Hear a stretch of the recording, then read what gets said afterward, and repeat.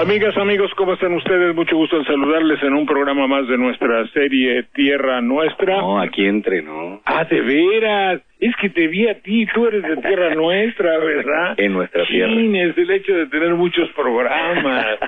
Me equivoqué. Bueno, pues entonces los saludo. Vanitas, corrijo, me como esas palabras. Me como las palabras. Entonces se llama el programa Aquí Entre Nos. Y el descontrol es total. Y cuando ¿cómo se llama esa esa enfermedad que tiene nombre alemán? El Alzheimer. Ay, gran hijo alemán que nos vuelve loco. Déjame tocar todas las maderas del mundo para poder... Hay cosas que quisiera yo olvidar que no puedo, y todas las que debo recordar las olvido. En fin. Clemente Landa, ¿cómo te va? Mucho gusto, buenos días. Jorge, muchas gracias por la invitación. Bien, oye, pues fíjate que él es profesor en la Escuela Preparatoria de Jalapa, un chavo muy avanzado, ¿verdad? Gracias. Muy culto, y esto me da mucho gusto, y colabora con nosotros en el programa Tierra Nuestra, por eso me equivoqué, en el Canal 4 más. Bueno, dicho lo anterior, saludo con afecto a nuestro querido público. Supongo que en México todo el mundo se va de vacaciones, nos dejan ahí todos abandonados, y ya nada más yo dejé a alguien en México para recibir aguinaldos, regalos de Navidad, una que otra mentada, cobrar, en fin, todo. Una que otra mención, llamémosla. Una mención. Bueno, mi querido, ¿qué has visto de informaciones que podamos comentar en esta nuestra sección única y efímera del programa Tierra Nuestra, que son las noticias del día? Bueno, yo creo que ya varias personas que nos han escuchado por radio te hicieron caso, Jorge, porque le han de haber dicho a nuestro buen jefe Diego que dijera que no quiere ser presidente. Y además que se va a recortar la barba. Mira, es que se va a recortar la barba, sí. Sobre lo que mencionas, no vamos a hablar estrictamente de Diego, sino de la condición humana.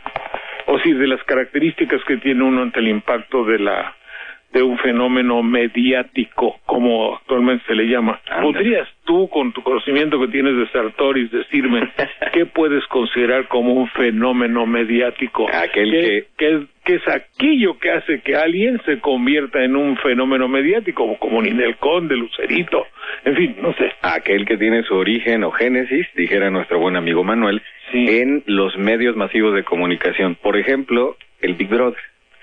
5, 6, 7, 8, 20 jóvenes que entraron a una casa, que se dedicaron a hacer tontería y media, y que todo mundo los veía a través de la televisión, y se convirtieron, supuestamente ellos dicen, en un fenómeno mediático, en algo que era conocido, discutido y parte de la cultura, a través de que entraron por medio de la televisión. Es decir, es la posibilidad de ser necesario en la vida de un país, pero por medio de la televisión. O incluso nocivo, no nada más necesario. No, claro, sí. Nocivo, desde luego, bueno, porque no veo la utilidad de cosas así, pero luego también, al ser nocivo, se hace necesario decir, no sabes lo que es Big Brother, es decir, estás en una condición de inferioridad si tú no sabes que las Chivas Rayadas son del Puebla, claro, o que los cetáceos son del Monterrey, o los tiburones rojos son de Oaxaca. De Oaxaca, que se habían de ver muy bien, que allá los deberíamos de mandar, que no siguen pa' maldita la cosa. Y las águilas del Michoacán, ¿no? Las águilas del Michoacán, hijo pobre Michoacán, no está para futbolerías. Bueno, dicho lo anterior, entonces es un fenómeno mediático. ¿Qué necesita un hombre o mujer para convertirse en un fenómeno mediático? Bueno, que todos los medios, el primer síntoma de lo pernicioso de la enfermedad incurable que es el ser un fenómeno mediático, es cuando usted se la traga y el locutor le aplica la roqueseñal y le dice, y usted responde, sí, ¿cómo? Te voy a decir cómo me dijeron a mí que mandé allá muy lejos al locutor, porque el locutor es mañoso, él vive de los fenómenos mediáticos. Es decir, un locutor, un noticiero sin fenómenos mediáticos vale gorro, Por eso nosotros no estamos en la televisión AAA, no ayudamos a hacer fenómenos, no hemos hecho nuestros fenómenos mediáticos. Pero cuando el locutor le dice a alguien, o yo mismo quizá lo habré hecho, no sé, mi mamá no me importa, pero en fin, es un hecho. Cuando le dice, ¿cómo? Te voy a decir, cuando a mí me dijo un mamón locutor, dice, ¿cómo es un día de Jorge Saldaña? Si contesto, estoy contagiado. Claro. Si contesto, estoy contagiado. Y voy a decir por qué. Le dije, a mí no me vengas con esas jaladas, o algo así, un poco brusco. Un eufemismo tuyo. Sí. Hasta se puso así medio raro. Le digo, no, desde luego, digo, oye, a otro perro con ese hueso, yo sé cómo hacerle. Es decir, cuando yo hago que mi entrevistando, quiere decir que la persona que está frente a mí, crea que es importante, no importa, obviamente que no lo es, obviamente que no es ni importante, ni trascendente, ni un faro de cultura, ni un faro de heroísmo, no, hombre, pues somos igualmente, si no mediocres, por lo menos comunes y corrientes. Entonces, en el momento en que él cree que tiene un valor, un supervalor, ¿no? Un meta también. Metavalor, un valor no descubierto, y que aquel está descubriendo cómo es un día del Papa, cómo es un día de usted, oh querido héroe, cómo es un día del Chicharito Hernández, o como se llame. Entonces, cuando él responde, él está penetrado por y queda encinta de la vanidad de la televisión, y por tanto entra a formar parte del fenómeno mediático. Ya digo que la televisión sabe hacer fenómenos mediáticos. ¿Usted cree que al locutor le importe cómo es un día de Ninel Conde, o de Lucerito, o de Diego Fernández Ceballos? No, hombre. El locutor lo que quiere es tener rating y noticia, y de que su patrón le diga, ya llegó Paula, ya llegó la reportera, ya llegó fulana, y ya llegó fulana tal, y que le pague, o lo que sea, y que le pagan, y se acabó, y conservó su chamba. A él, al locutor, al entrevistador, con su cámara y su micrófono, con un cubo de este tamaño, pero un enorme cubo con B grande,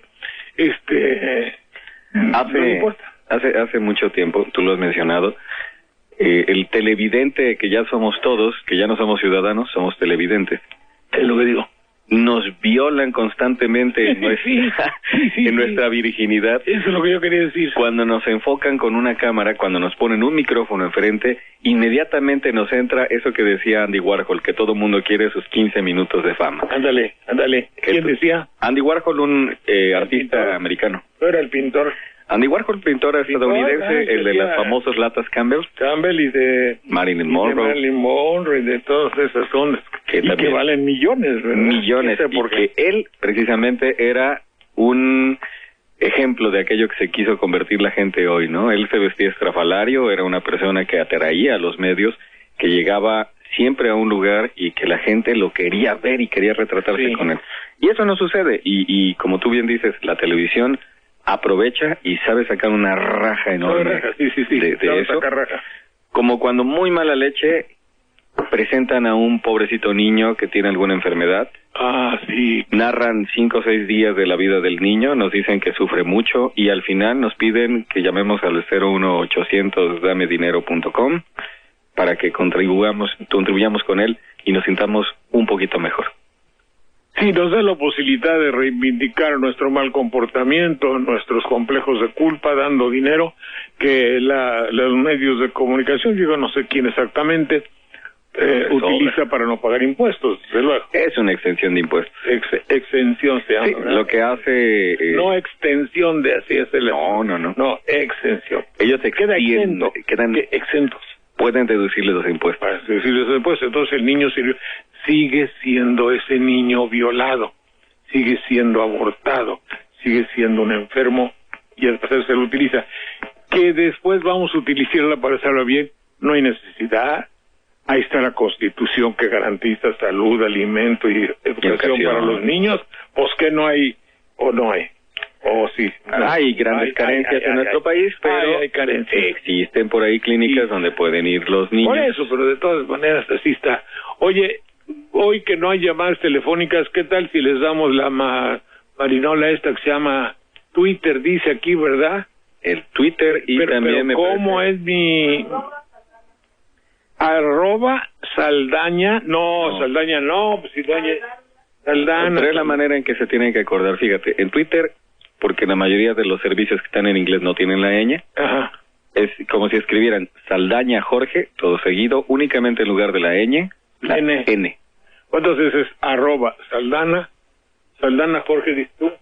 Es como una orden, Saldaña Jorge. La Saldana. Ok. Bueno, entonces, espérate, ¿cómo dice aquí? View profile.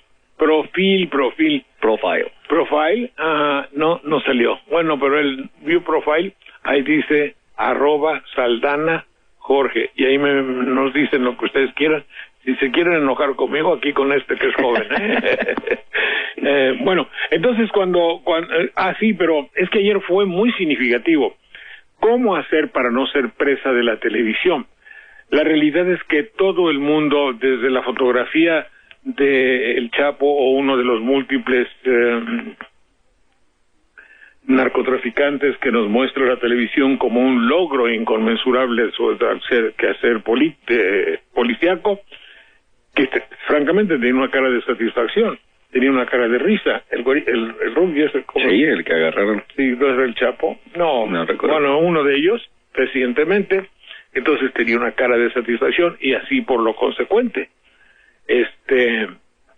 Entonces, Diego Fernández ayer adoleció, no, ¿cómo se dice eso? Adoleció, no, ¿verdad? Evidenció que es presa de la publicidad, de la fiebre publicitaria y de que es ya a su provecta edad, no tanto como la mía, porque es mucho más joven que yo. Entonces, este hombre evidenció ser pasto, materia y de la écurie. Écurie quiere decir de la cuadra. Me voy. La écurie, es decir, de la cuadra, es decir, un propietario tiene muchos caballos que maneja para el hipódromo. Entonces Diego ha pasado a formar parte de la écurie de la televisión. Y ayer lo mencionabas también como en una forma, pues lamentamos que Diego está en su segundo secuestro. Porque sí, ahora lo tiene secuestrado la televisión. ¿Saben ustedes cuál es es decir, una estrellita de la televisión, de las que presenta Maxime Goodsay? Hola Maxime, mucho gusto saludarte, ¿cómo te va? Maxime, o el grupo, ¿no? Maxime es el concepto en general. Yo Maxime es la cara. Paradigma, ¿no? Paradigma de los que presentan todo en la televisión y como un espectáculo y como un show, la vida íntima, los redaños, las entrañas, la manera de comportarse de los artistas, y todo lo canalizan hacia la noticia. Es noticia en que fulana era. Entonces, la estrella tiene que aparecer a pesar de todo, puesto que la televisión hace que entre en un mar proceloso e inconmensurable que lo ahoga, que es la vanidad. Es decir, imagínate qué importante soy que vengan 5 cámaras, 10 cámaras todo el tiempo. Bien valió la pena el secuestro, diría alguien. Venga otro, diría otro más. Y entonces llega la televisión, es el hombre o la mujer más importante del mundo y se acabó. Pues en su momento lo mismo le criticaron. No se ha hecho todavía la crítica, ¿no? Me parece que Diego Fernández está actuando en una forma inteligente, pero en su momento se le criticó mucho a Ingrid Betancourt. ¿Te acuerdas del caso? También. Cuando Ingrid después... tuvo problemas. Sí, el gobierno de Francia la toma como una bandera política y empieza a atacar a muchos aspectos que le convenían. Ingrid Betancourt, hoy que iba a ser candidata presidencial, ya no. Simplemente dejó la política. Cuando Diego dice, déjenme en paz, pero sale hasta la reja. Sí. Posa ante ellos, eso se llama posar. Ellos ávidos de tener una noticia entre comillas.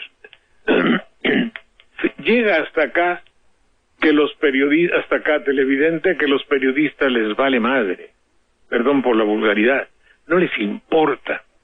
Igual si hubiese abortado Ninel Conde, Lucerito, la otra sería la misma campaña. Si lo que queremos es sangre, lo que queremos es mostrar algo que pueda entretener el morbo de nuestros televidentes. Di algo, no tengo nada que decirles. Por favor, ya váyanse. 1.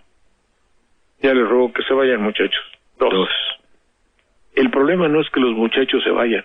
El problema, Diego, es que tú estés ahí. Diego. Oye, ¿a quién le da? Es decir, no quiero.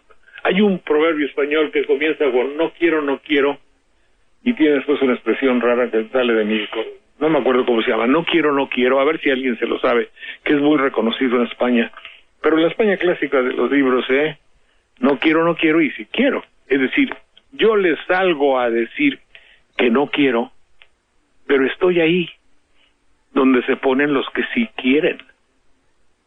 Si no quiere, ¿para qué carambas sale? Les mandas una canasta de pan, un chocolate, un costal de plátanos de naranja, les das algo. O con esta modernidad les mandas un Twitter donde das no, pero si estaban en tu reja, ¿me entiendes? Sí, pero se los mandas vía BlackBerry. Un signo de cortesía con ellos.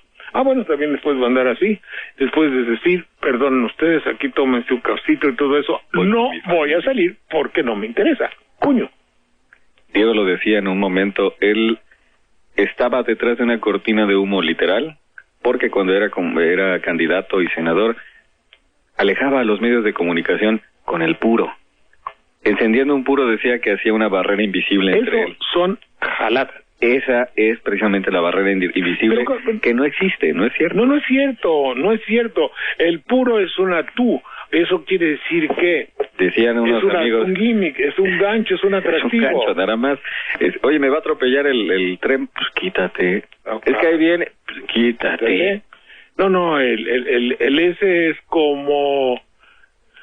Yo lamentablemente lo tengo que hacer, pero quizá inconscientemente lo use ahora que tengo que usar el bastón por mi operación.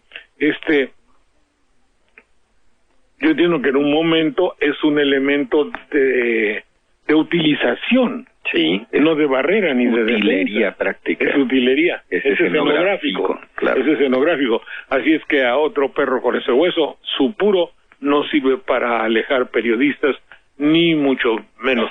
Había yo escrito aquí en el Twitter o como se llame, Diego Estrellita de la TV, entre reporteros de sociales, porque finalmente ya no están haciendo algo noticioso. No quiero aparecer, no, váyanse, no tengo que decir, si no se van a ver, llamo a la policía, cosas así. Está diciendo y ahí está, y no se mueve y no se va, lo cual significa que sus hechos, como muchas otras veces en la vida de los políticos, desmienten su dicho. Adelante, por favor, Milton. Hoy hubo un caso excepcional que me voy a permitir comentar a ustedes para no estar insistiendo demasiado y formar parte de aquellos que hacen una personalidad falsa, televisiva y explotable, como es el caso del secuestro de Diego. Pero en otro ángulo, ¿sabías tú, mi querido Clemente? Bueno, sabes, sí, pero de la guerra que hubo de la junta militar en Argentina a finales del siglo pasado, ¿verdad? Por el 70 o algo así. Más o menos. Que fue una guerra despiadada de un ultraderechismo en contra de todo lo que respirara, de todo lo que tuviese que ver un poco con un pensamiento alternativo y con un pensamiento izquierdista y quizá hasta con un pensamiento comunista que no creo que haya sido tan invasor de América Latina, pero que de todas formas los militares de allá, ojo, lo vieron y acabaron. Sí, ¿Sabes cuántos muertos hubo? No. Menos que en la guerra del narco en México. Hubo 30,000. Nosotros esa cifra está rebasada.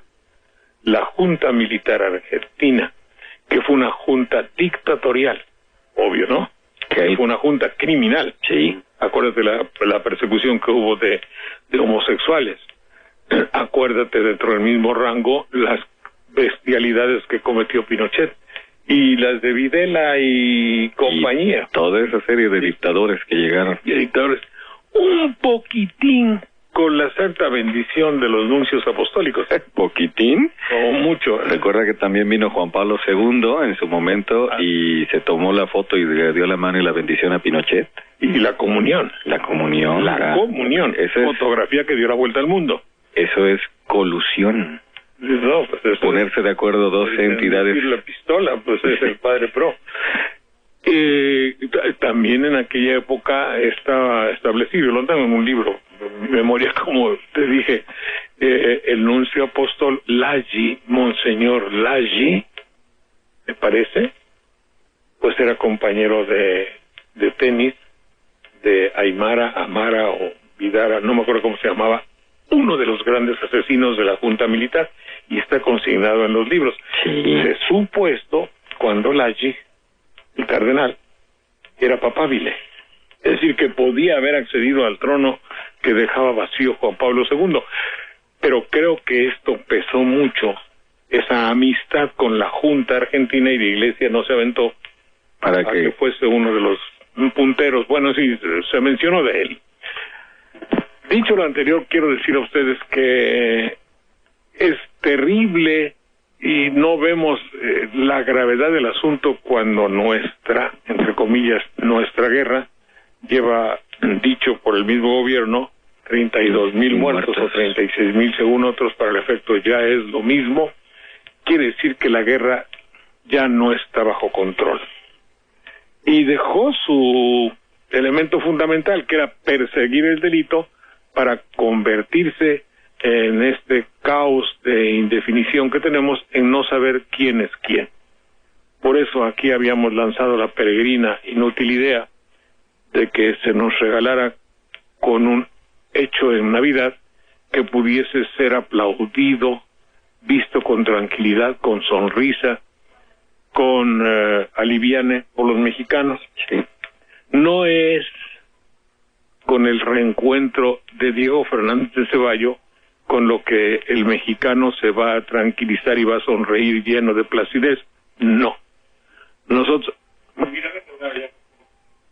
Nosotros habíamos demandado que quitaran los retenes o que los hicieran de una manera inteligente, que nos dieran la tranquilidad, de modo que nos dieran tranquilidad.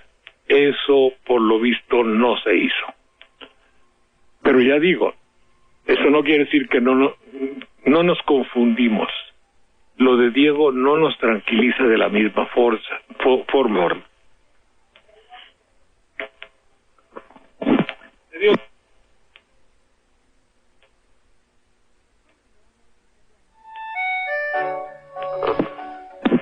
Pues sí, te digo, perdón por la interrupción. No tranquiliza de la misma forma, me parece que tienes mucha razón en ese sentido. En un principio el gobierno federal no quería declarar que esto era una guerra abierta, sino que era una política de seguridad interna. Pero lo cual es lo mismo que hablar de que estás vigilando un supermercado de que no se roben las verduras. Y aquí estás hablando de 36,000 muertos en una supuesta política de seguridad en donde no identificas, como bien dices, quién está creando el mal, dónde tenemos que atacarlo, y únicamente tenemos en las carreteras y en algunas ciudades lamentablemente muy bien identificadas grandes grupos delincuenciales que han tomado el control, claro, de muchos aspectos de la vida del mexicano. Lo que habíamos propuesto aquí era hacer un control seguro, que el ciudadano tuviese y viese con tranquilidad a un retén, y eso no ha sucedido para la Navidad, y yo creo que el gobierno desaprovechó. Entonces, a veces digo, qué bueno que no nos oigan. Y a veces digo, pero si podía haber sido tan sencillo y tan fácil. Hay gasolineras donde tienen que tomar gasolina. Ahí se pueden estar viendo. Hay topes donde tienen que bajar la velocidad. Hay cruceros donde hay altos para que crucen carreteras. Sí. Hay cantidad de lugares donde puede hacerse un primer aviso y un carro desobedece y sigue adelante, y por un mecanismo de hacerle la palanca así, el carro tiene que dejar de circular porque le ponemos clavos a la carretera, y adelante entran un lugar donde aparecen, pues yo me acuerdo haber estado en Saigón, me acuerdo haber estado en épocas de la posguerra en España y no me acuerdo dónde, o en África del Norte. Cuba también me tocó. Sí, también en Cuba, pero no había... bueno, en Cuba había nidos de metralletas en la playa, pero en fin. Pero lo que quiero decir es que, ahora, si se trata de hacer evidente y hacer acciones para justificar y consolidar mi punto de vista, pues entonces sí, éntrale para adelante, y por eso resulta muy bien que el ejército, como lo dijo alguien, ¿verdad? Bueno, no sé si dijo el ejército, pero nuestras fuerzas no saben disuadir. Es que esa parte es lo que es. Esto que usted mencionó ahorita es quizá lo más importante. Cuando estamos viendo nosotros un policía en la calle, policía formalmente no tiene una capacidad de investigación. Él es una persona que disuade, que te evita que tú vayas a pensar en el delito, en el pecado. Claro. Entonces, viendo a una persona que está vestida de azul y portando un arma o una insignia, supuestamente con eso, tú estás recordando que existe por ahí un ordenamiento legal y dices, mejor no hago lo que estabas pensando. Como bien mencionas, si está un policía o un militar 100, 200, 300 metros antes del retén, lo que está haciendo no es una trampa para poder ver quién encuentras, porque todos los malos ya saben en dónde están estos retenes. Lo que estás haciendo es previniendo a tu ciudadano e informándole que adelante va a haber un grupo que necesita que tú te detengas para que demuestres, al menos en ese sentido, tu inocencia y que no tienes nada que ocultar, porque los malos se supone que aceleran. Claro. Y en ese sentido te da esa seguridad de decir... Hay 20 maneras de... Muchas decir, formas, ¿no? Señor, tenga usted la amabilidad de saber que a 2 kilómetros hay un retén. Pero ese cuate lo que dice es, me regreso. Ah, si te regresa, te jalo. Pero evidentemente que sí. Pero eso, pues, pero si no saben disuadir. Disuadir es un ejercicio de la mente que implica la posibilidad de pensar. Claro. Pero a confesión de partes, como dice el abogado, si ellos mismos están diciendo, oye, pensar, no. Entonces, ¿qué quiere usted? Hay que decir, yo no veo. Ayer estuve viendo, me hablaron por teléfono y dice, me habló Emma Moreno, saludos Emma, ¿cómo estás? Habló y dice, oigan al presidente de la República que va a hablar en una estación de radio. Y entonces yo puse en el Twitter, qué barbaridad. Me apantalló Felipe Calderón Hinojosa. Órale, ¿por qué? Por su propiedad, por su tranquilidad, por su mesura, por su coherencia, por su bonomía hacia un locutor. A modo, el locutor no vale la pena, pues simplemente preguntan lo que pregunta todo aquel que es palero. Pero él en sí era la personificación por la voz de un hombre triunfador. Uno decía, ¿de qué? Digo, ¿de dónde le sale? No tengo una deducción que hacer. Está convencido. Claro, está convencido de que la está haciendo. De que están ganando. Deja de que están ganando, de que no nos merecíamos tanta grandeza. ¿Tú me entiendes? Lo que no es lo mismo. Tanto derroche de llegar y decir, pues aquí estoy, pues fíjate que la fregada, te voy a decir, quiero comunicar a ustedes que evidentemente, si los triunfos, y tal, si la voz plena, el pecho henchido, se adivina, aunque es por radio, ¿no saben ustedes? Nuestro amigo Pepe González, Pepito, ¿cómo no? Todo lo que sabe deducir por la voz, bueno, es un poco cuando uno oye el radio. Cuando oye el radio puedo identificar muchísimo. Ustedes no tienen necesidad de verme para conocer más o menos de qué lado más caliguana. Nada más déjame decir, Pepe González, que es un gran músico veracruzano, él es invidente, sí. Y a partir precisamente de que él conoce el temperamento de las personas por la voz, en ocasiones te dice, oye, esta persona está mintiendo. Bueno, sí, te jala porque Pepe es muy... Dice, oye, está diciendo mentiras. Aguas, ¿eh? Oye, está re triste o está re... Sí, oye, como que no es cierto. Bueno, pues en este caso, lo que ayer se intuyó de la entrevista de Calderón es que él cree, él tiene la convicción. Convencido. Convicción de que no solo de que ahí la lleva, de que es el camino absoluto y total de la realización y el triunfo, y nada más alejado de lo fallido que un México pujante, poderoso y que levanta la cabeza y sus argumentos de que estamos ganando tanto y de tantos empleos y tanta cosa, y las circunstancias evidentes de algo colateral, Esto pasa. Pero utilizó una palabra que apunté que no existe en el diccionario y que debe estar en aquella libreta, si eres tan gentil. Claro, Jorge. Dime cómo dice, a ver si existe la palabra, yo no la conozco. Perceptual. Es una cuestión perceptual, niña. Buscar en el diccionario, en todos los diccionarios, perceptual. Yo creo que no existe, ¿sí? Yo creo que no, sería cosa de percepción. Pues de percepción, sí, un poco, la dijo rápido, es así, para decir que a todos aquellos que dentro del catastrofismo, ahora tú, por ejemplo, ¿no?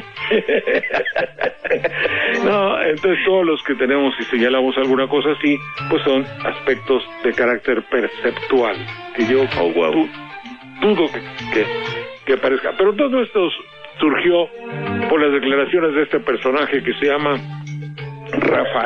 Jorge Rafael Videla, y que tiene 85 años y que no los aparenta, justo es decirlo, y que sin señal alguna de arrepentimiento, fíjense ustedes lo que genera una deformación en los fines del que tiene el poder.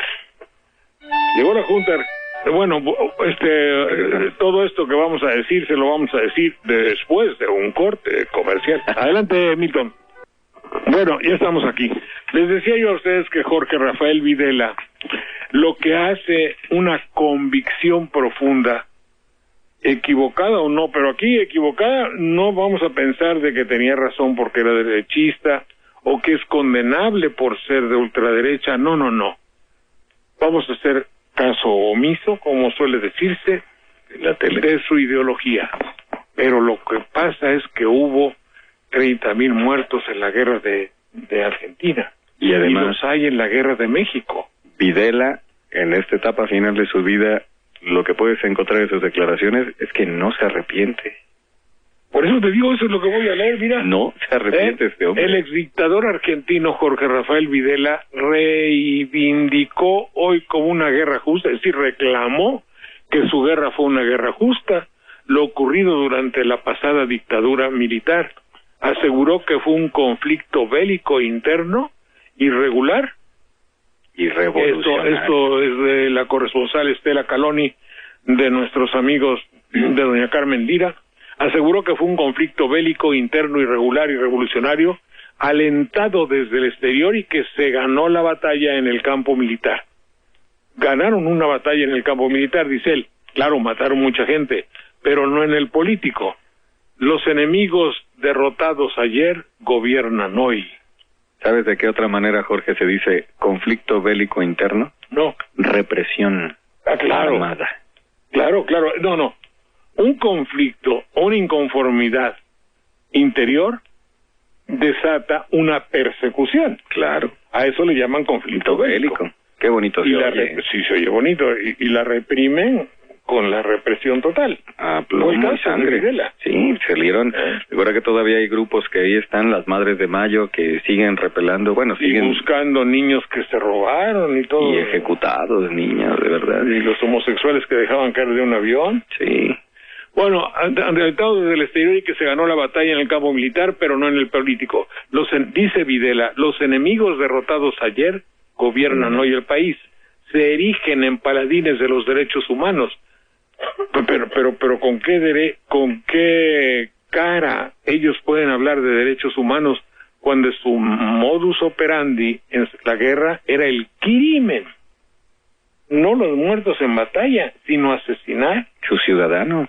Sí, y pretenden imponer un régimen marxista al estilo de Gramsci, expuso. Como aquel señor que era Elder Cámara, era o es, no sé si viva, creo que sí, que era obispo de la liberación. Sí, de la teología de la liberación. De la teología de la liberación, dice, si le doy de teleras, bolillos, panes a los pobres, soy un santo. Si digo y me levanto y digo en el púlpito, los pobres necesitan comer, soy un pinche comunista. Y esto está curioso, ¿no? Sí. ¿Qué razón tiene, no? Es que es increíble ver cómo empiezas a repasar la historia de América Latina, de cómo fueron formando hoy sus democracias, perfectas o imperfectas, como cada quien nos quiera llamar, pero los dictadores que siguen vivos no se arrepienten y viven plenamente convencidos que ellos hicieron lo mejor posible para que su país llegara hoy a esa disque modernidad que tiene. Díaz Ordaz, que después de una u otra forma se jactaba de haber hecho lo necesario, y si yo no hubiera hecho, usted no estuviera diciendo... Oye, qué pena. Me acuerdo que cuando salió la enciclopedia en carta, que cuando compramos la primera vez la enciclopedia en casa, el único presidente que traía un video era Díaz Ordaz. Los demás traían nada más fotografías. Y la parte donde venía el video, no sé si lo hicieron de mala leche, era eso. No me arrepiento, y de lo que menos me arrepiento es del movimiento, la represión de 1968. Dije, sí, topas. Pero eso lo cuchileó la televisión, yo me acuerdo, es decir, no sé si la palabra cuchileó es un nahuatlismo, lo alentó muchísimo la televisión. La televisión fue cuando yo tuve un problema muy grave ahí por no haber obedecido las órdenes de ahí, fue una de las veces que me corrieron, pues en buena hora, desde luego. Y de igual forma está hoy, pues llamámosle reculando, el presidente de Cuba, Raúl Castro, que ya ante el Parlamento, el grupo que tienen ahí ellos, elegidos obviamente de una manera muy dedocrática, están mencionando que si quieren defender el comunismo, tienen que caminar hacia el capitalismo. Solo él se cree en sus palabras que están defendiendo el comunismo, pero están cambiando un poco la política económica que tienen en Cuba. ¿No has escuchado esas declaraciones? Es que, mira, yo siempre digo que muchas veces, decía yo, la última vez que fui a Cuba, que no, ya de ahí casi fui expulsado, decía yo, este problema, olvídate, ya se cubanizó, ya. Es decir, cuando un problema tiene 3 soluciones, y ninguna de las 3 soluciones cabe dentro del ámbito de lo posible, oiga, para grabar aquí, ¿qué se necesita? No, chico, necesito un permiso de la Secretaría de la Comunicación Comunista. ¿Y dónde lo entonces, ¿dónde está ese edificio? ¿Dónde está? Ah, no, chico, ese edificio ya se acabó. Entonces, ¿cómo consigo? Su problema. No, pero tienes que ir a buscar a su casa. No, digo, eso ya es de broma, ¿no? Ya es de broma, pero era una realidad, sí. Una realidad, ¿qué pasa? Y decían allá, bueno, para ir a Cuba tiene usted que pagar $80. ¿Pero de qué? Ya pagué mi boleto. Lo que sea. Dice, no, como periodista. Ya, deme mi ticket, aquí está ya pagado. Oiga, señor, voy a ver, ¿y usted cuál es su oficio? Bueno, soy periodista y le digo, ¿qué? Aquí está mi carga decía. Tiene que pagar $75 americanos. Digo, yo no puedo pagar, cubano no, chico, tiene que ser americano. Pero ahora que me acuerdo, perdón, sí, ya lo hice. No, chico, no. Sí, ya lo hice, mire usted, aquí está el ticket donde los derechos de ser periodista, yo pago por ser periodista. Chico, ¿dónde pagaste esto? En México. Puedo ser periodista en México. Aquí, para ser periodista aquí. Eso no vale. Otra vez.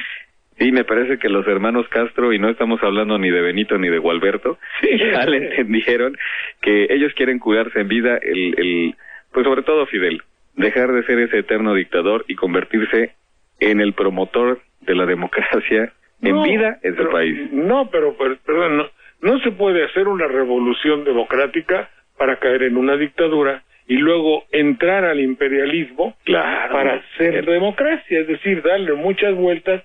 Es decir, pasar de la revolución a la dictadura sin conocer la democracia. Eso finalmente fue, ¿no? Sí. Porque hubo una revolución para terminar con una dictadura, igual que en México. Después convertir poco a poco esa revolución en una dictadura. Igual que en México. Un hombre, aquí de un partido. Sí. Fíjate, esa dictadura del partido. No era un solo hombre, ni su hermano. Aquí era el que te nombraban, ¿no? El que te decían. Y luego cae en un imperialismo cuya esencia es ser enemigo de la democracia, evidentemente. Sí. Aquí está la declaración de Videla, muy paralela, en esencia, a la constitución ultraderechista de los hombres de poder actuales en México. Sí, mantener el poder a toda costa. No importa que matemos a nuestro pueblo. Fíjate nada más a dónde nos llevan. Por eso querríamos que saber exactamente, pero México en la actualidad no sabemos exactamente lo que hay en el fondo. Conocemos lo que la televisión nos dice, y la televisión nunca, en ningún lugar del mundo, en ninguna parte de su historia, ha sido la abanderada de la verdad. Nunca. No. ¿La verdad no vende? Acabas de ver, cuando vayas a un buen restaurante te van a mostrar la cocina. Cuando llegues a uno más o menos, te van a decir, no, esa ni la tenemos ahí. Pero esa que mencionas es muy importante, ¿no? Cuando estamos viendo, analizar con una visión crítica a los políticos del pasado, ver, como decía en su momento Vargas Llosa, que en México tuvimos la dictadura perfecta, porque todos estaban de acuerdo con ella y nadie decía nada, y que hoy vivimos en una democracia imperfecta, pues bueno, tenemos que ir revisando un poquito cómo está nuestra vida.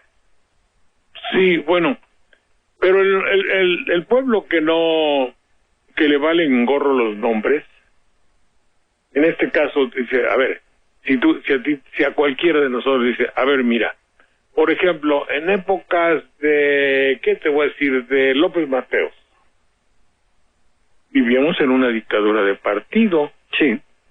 O sea, también se podía considerar como una democracia imperfecta. En cambio, ahora hemos logrado la democracia, la independencia económica, de ahí ya, bueno, evitamos decirle eso, pero hemos evolucionado de López Mateos para acá. ¿Cómo vivías tú mejor, en López Mateos o en la época de Felipe Calderón? En honor a la verdad, nadie puede decir que hemos mejorado. No. Nadie puede decirlo. Nadie que haya leído, que lea, no sé, las estadísticas del delito, las estadísticas de la corrupción. Éramos menos, sí, pero también menos corruptos. Éramos menos, pero también vivíamos más. Por eso te digo. Porque hoy ese clima de inseguridad nos hace que vivamos quizá metidos dentro de nuestras casas, pero ejercer nuestra vida plena allá afuera con esa seguridad. De alguna vez yo me acuerdo que mencionaste cómo cuando éramos, hace muchos años que no existían ni los celulares, ni el Twitter, ni nada de esto, ni que pensar que a un chamaco le hablaras por teléfono y oye, regrésate a la casa. Andabas como chamaco por todos los parques de Jalapa, del Distrito Federal, te ibas a perder a Chapultepec y nadie te encontraba. Regresabas a tu casa, afortunadamente porque era una ciudad que era difícil, que el México Distrito Federal de aquel entonces era una ciudad muy compleja, pero me parece que había un ambiente en el cual como niño te sentías a gusto. Se podía convivir más, sí. Para convivir con tus vecinos o con la gente que existe alrededor de ti. Sí, adelante Milton. Aquí entre nos. Con Jorge Saldaña. Regresamos.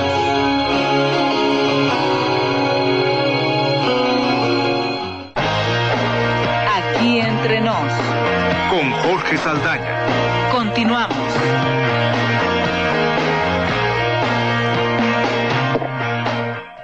Aquí hay mis amigos del Twitter, dice no se puede pasar de la revolución a la dictadura sin conocer la democracia.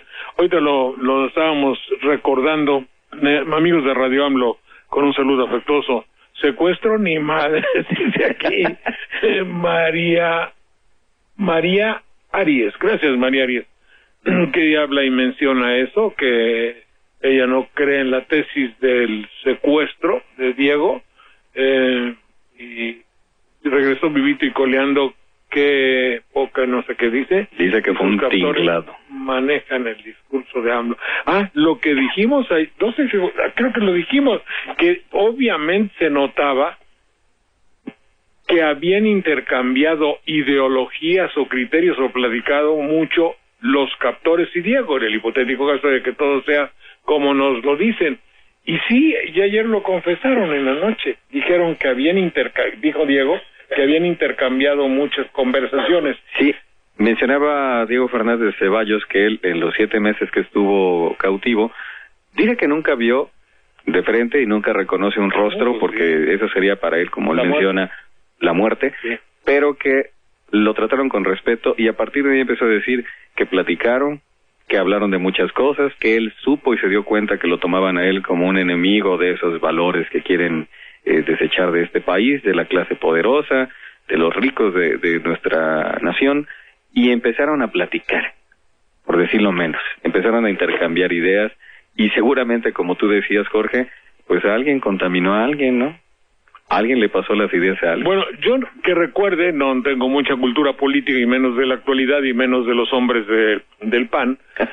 Sí, pero no por reticencia, sino por ignorancia, no porque lo rechace, sino por ignorancia. Es decir, no sé mucho del pensamiento de Diego, pero como decía la Biblia, por sus hechos los conoceréis, oh hermanos y queridos discípulos de la Grey cristiana.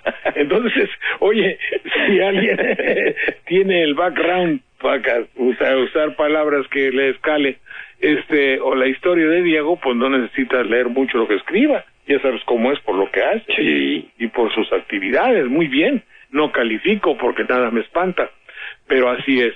Entonces, ¿cuándo habíamos oído hablar de Diego, de los pobres, de los que no tienen pan? Yo he ido mucho allá por sus terrenos, ¿cómo se llama? Punta de quién? Punta Diamante, perdón. Punta Diamante. Sí, y entonces, si alguien tiene mucho en Punta Diamante, pues digo, no puede hablar de una manera, ¿cómo te puedo decir? Justificada, así. Antes era ajeno, hoy los toma como parte suya. Sí, entonces, lo que dijo Diego a su llegada de los pobres, de las desgracias, de la inseguridad, finalmente de la corrupción, que la menciona por ahí, la corrupción, las desgracias del país, de cómo se enteró de las matazones y todo eso, y cómo sentía dolor, no va congruente con el Diego Fernández de antes de su secuestro, porque antes de su secuestro, nunca que yo recuerde, tuvo expresiones de dolor ni de conmiseración para los dolidos de este país, ¿verdad? Para conocer al menos los problemas diarios que vivimos todos los mexicanos. Así es que si en alguna forma Diego se humanizó o se rehumanizó, como declaran sus captores, sí, palabra que hay que examinar. Ellos piden la rehumanización de nuestra vida, lo cual me parece profundamente justificable y un encuentro literario, el hecho de pedir que nos rehumanicemos, volvernos a lo humano, ¿joder? Y empezar desde esa... En todo caso, fue un intelectual de buena... Sí, ya lo mencionabas en alguna ocasión. En esos comunicados que enviaron en 3 partes, se nota, porque, bueno, seguramente el brazo ejecutor de este terrible secuestro no es el mismo que escribe.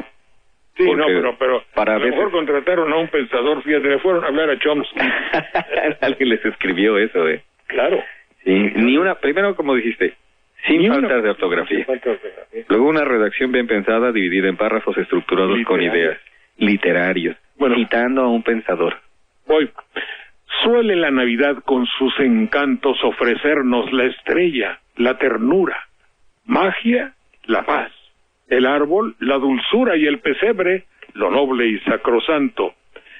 Tiembla de hielo el bosque y la llanura, la chimenea indecisa apenas prende, el sol entre las nubes se defiende y la niebla abandona la espesura. El mundo tiene un rostro financiero y hay temor en el simple ciudadano, vida, salud y un poco de dinero.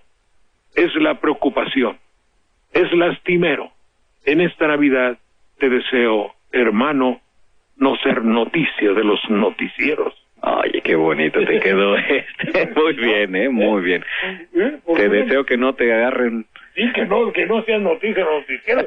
Imagínate lo terrible, lo perverso. Si eres noticia y te elogian, eres un desgraciado, desde luego. Alguna vez a mí me tocó que me llegara una de estas muchachitas, muy atractiva la muchacha, con un micrófono y dice, oye, manda saludos, es por televisión. ¿Quieres hablar? Digo, no, dice con Jorge Saldaña, no, pero somos para la televisión, te va a ver mucha gente y mándale saludos a tu esposa, a quien quieras, a tus hijos.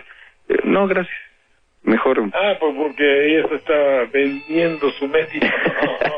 No, muchas gracias, ahí nos vemos. Muy bien, bueno, pues muchas gracias Clemente Landa, profesor de la Escuela Preparatoria de Jalapa. ¿Cómo va todo en Jalapa? Muy bien, afortunadamente el clima ha mejorado. Ah, muy bien. El clima monetario. No, es que el único bien que podemos hablar es del clima. Es el clima y en Jalapa está de la fregada. Pues esperemos que hace frío, hoy salió el sol, hay cierta humedad, pero parece que hoy va a ser tolerable. Las noches están siendo bellísimas con las estrellas y la luna, que hace años que no se veían bien las estrellas. Y después del eclipse parece que todo mejora, viene el viernes la Navidad. Hay que estar buscando estar en familia, no necesariamente reunirnos alrededor del televisor. Ya viste, por favor, voltea mi árbol para las personas que no quepa el árbol en su casa. Si les puede servir mi peregrina idea de decir que el árbol, y a mí ya no lo voy a quitar porque en realidad no estorba, hay el concepto navideño y todo queda dentro del ámbito de cierta normalidad. Colgué el árbol de Navidad, tengo el concepto de la Navidad, sube tu toma, tildop. Tienes que mudar a tu ardilla para allá. Le voy a poner mi ardilla en el árbol. Mucho gusto, muchas gracias. Gracias, Milton. Hasta mañana.